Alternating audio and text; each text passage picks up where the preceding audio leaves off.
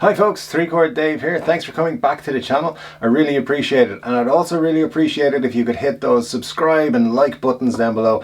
Leave me a comment, tell me what you think about the video and any thoughts you have pretty much that are music or guitar related. Today, I haven't done this in a while. I thought we would go through Reverb and check out the price drops section. Reason being, people are selling off guitars. Now yes, it means that people are probably in difficult situations, but it means for those of us who are out there who want to pick up a new guitar, we might find some bargains, some deals, stuff that wouldn't have been sold ordinarily is now coming onto the market. So this might be a great time to go into price drops on Reverb and check out some guitars. So let's do it. Let's check out, see can we find some cool things.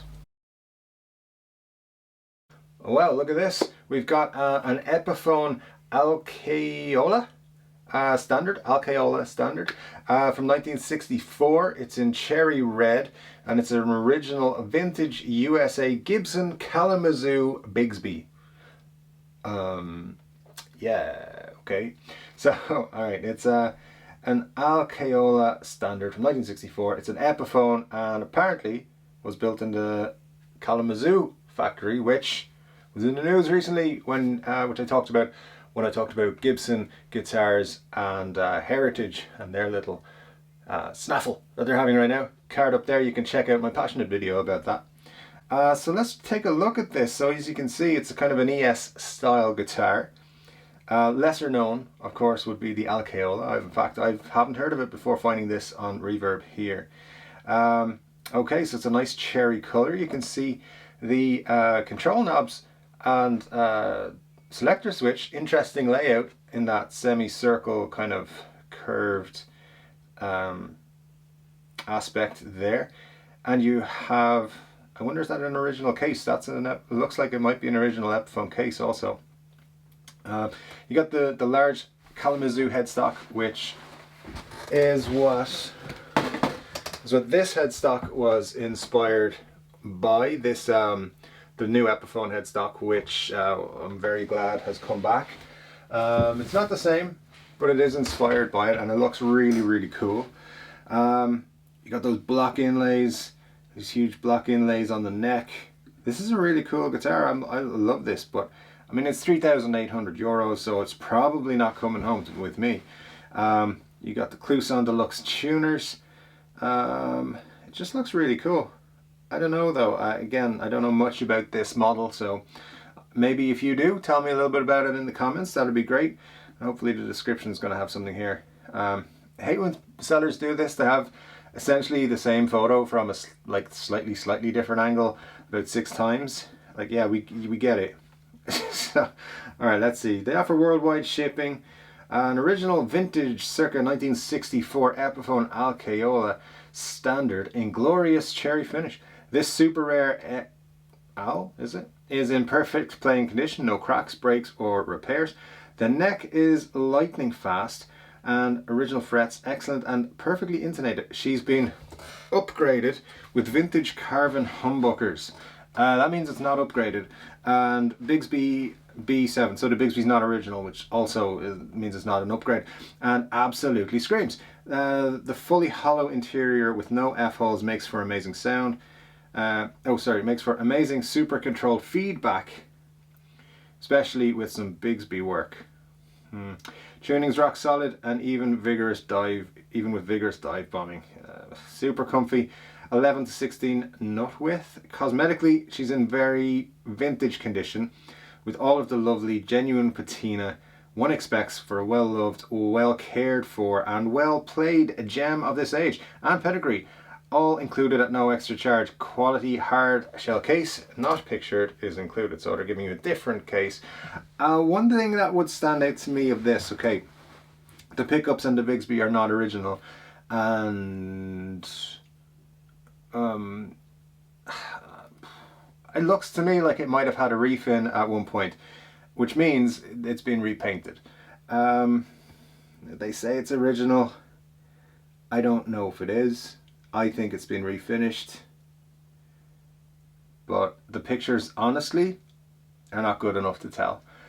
So look, it's 3,800 euros, down over 500. So I don't, it's not for me, guys, but you know, if you're out there and you're looking for one of these, it looks like a solid Epiphone that you could maybe rebuild. If you could find the original parts again, I mean, the Bigsby is going to leave a Bigsby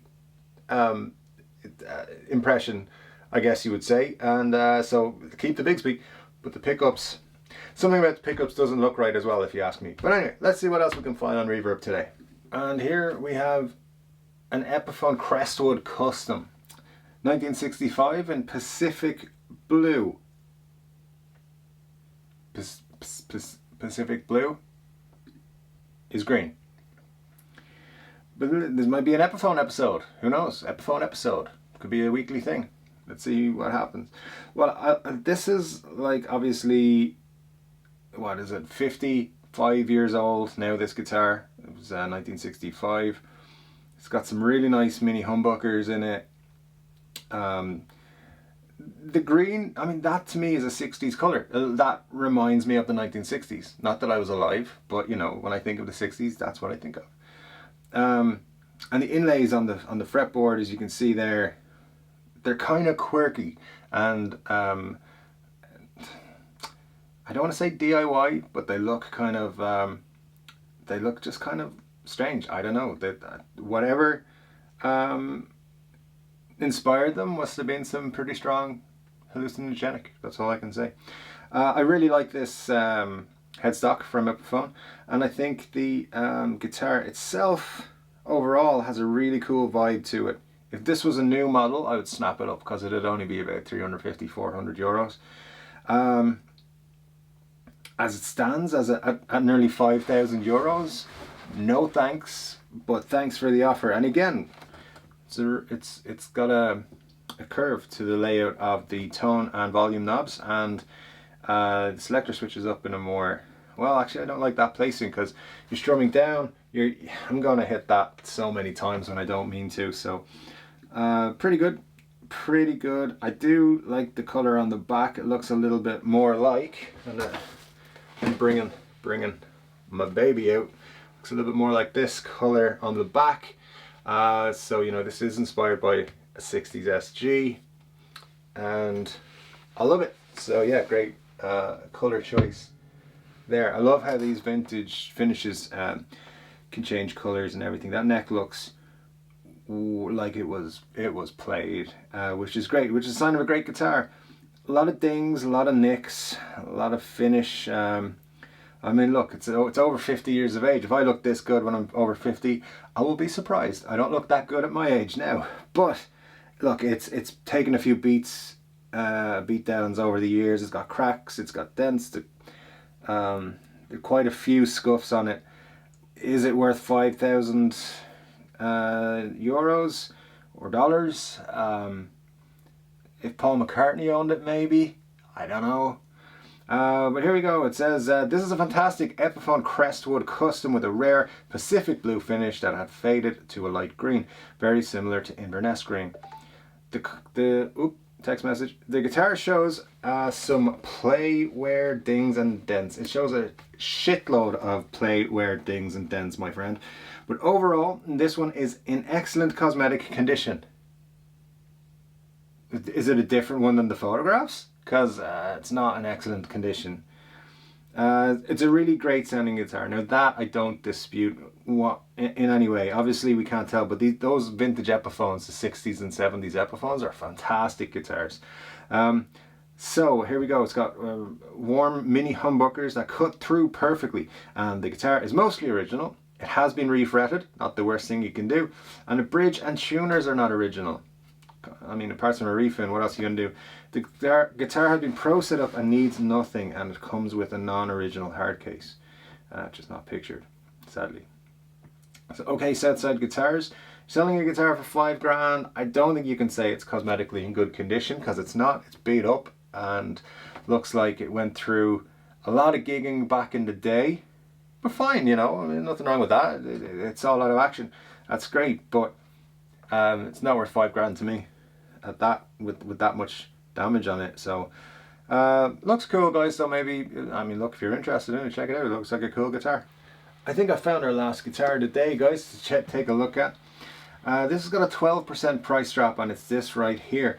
The Hohner SE35 335 1991 blonde.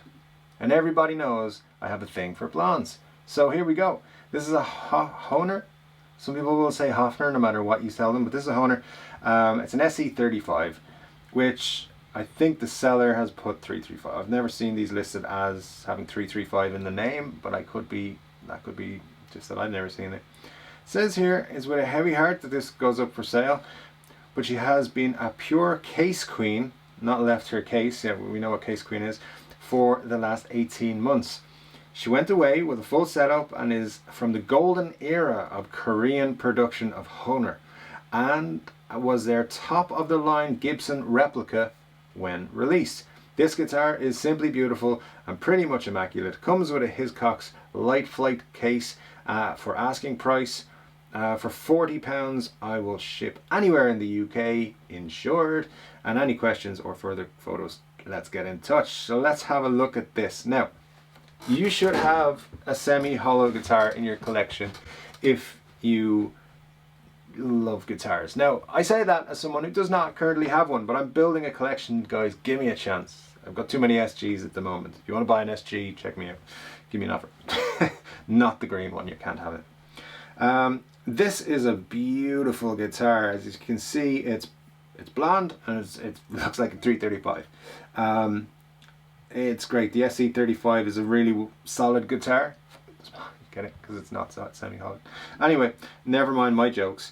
The wood grain and everything here is beautiful. It's a blonde finish. It's a three-way selector, 2 volume, 2 tone knobs.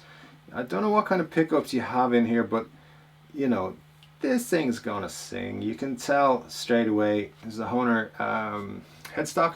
It's got a few things. It's not in perfect condition, like the dude said in the notes. There it comes there. See, it's a scarf joint, which you can see on the neck there. That's where the curve at the top of the head, and then they're kind of put in together like that.